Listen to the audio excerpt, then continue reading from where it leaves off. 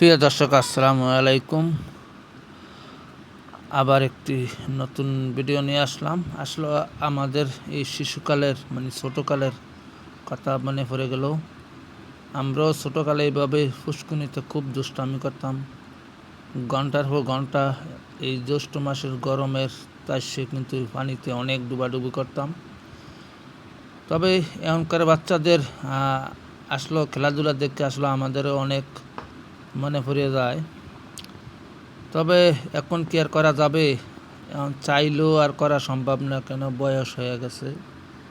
তার জন্য ছোট ছোট পোলাপানের এসব খেলা দেখলে ছোটোকালের কথা অনেক মনে পড়ে।